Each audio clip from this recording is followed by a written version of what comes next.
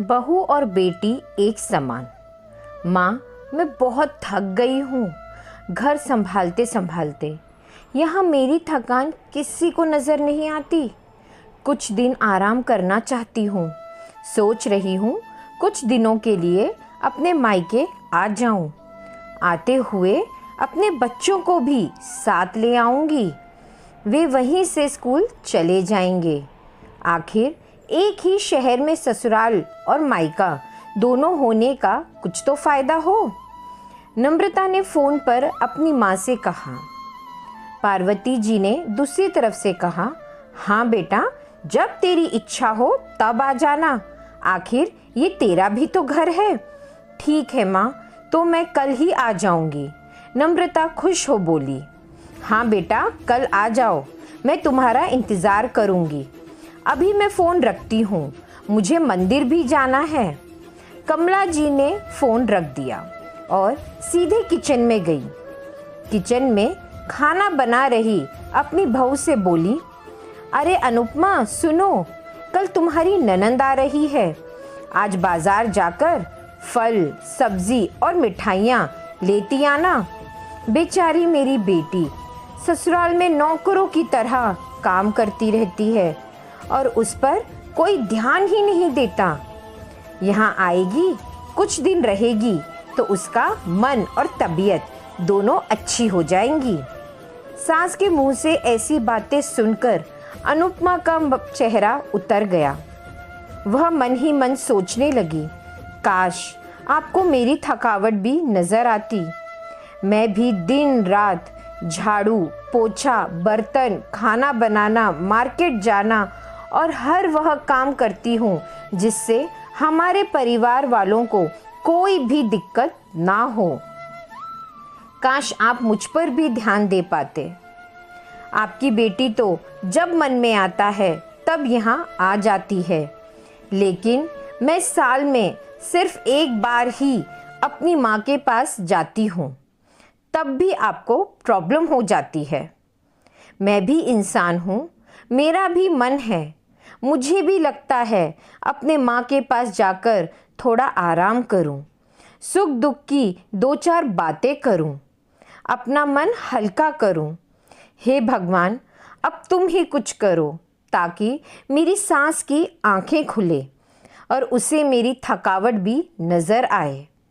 शाम तक भगवान ने जैसे अनुपमा की सुन ली और उसकी ननंद का फ़ोन आया।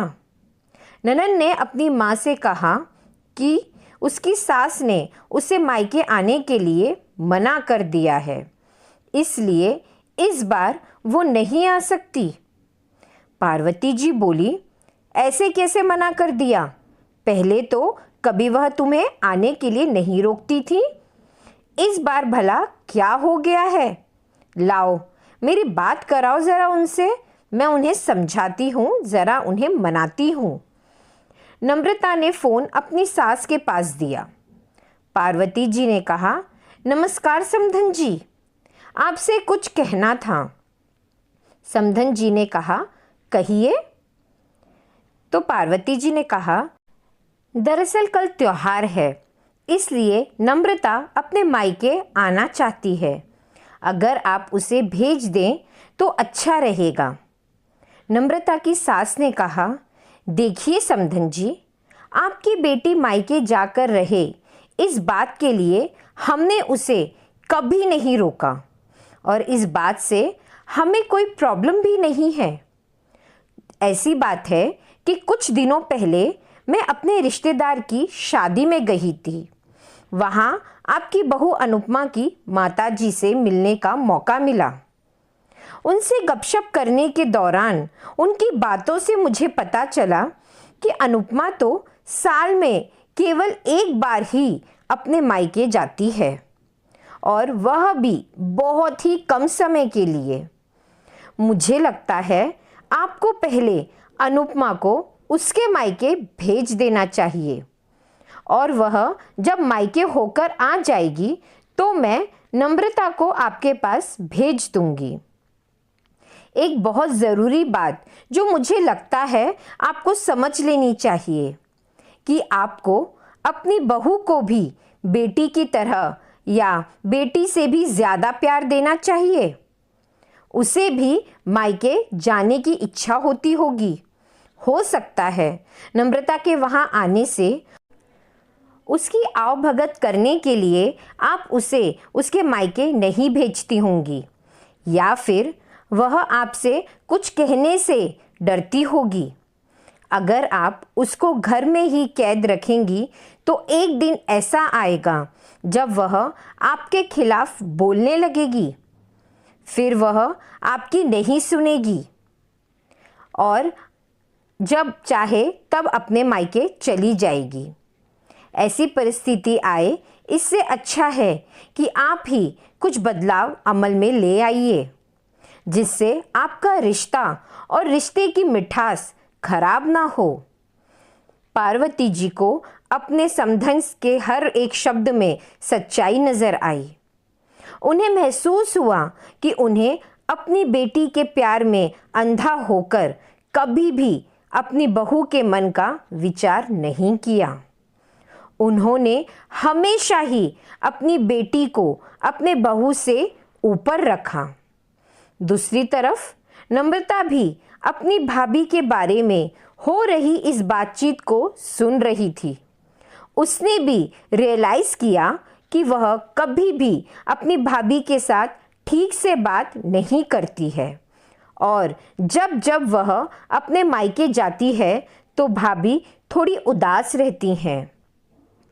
पार्वती जी ने अपनी बहू को बुलाया और उसे कहा कि अनुपमा, कुछ दिनों के लिए नम्रता नहीं आने वाली है, इसलिए पहले तुम अपने मायके होकर आ जाओ।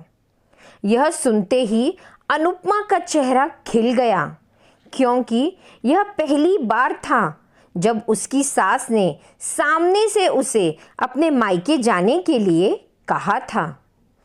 अगले दिन अनुपमा अपने मायके गई और इस बार 1-2 दिन नहीं बल्कि पूरे हफ्ते भर रहकर आई।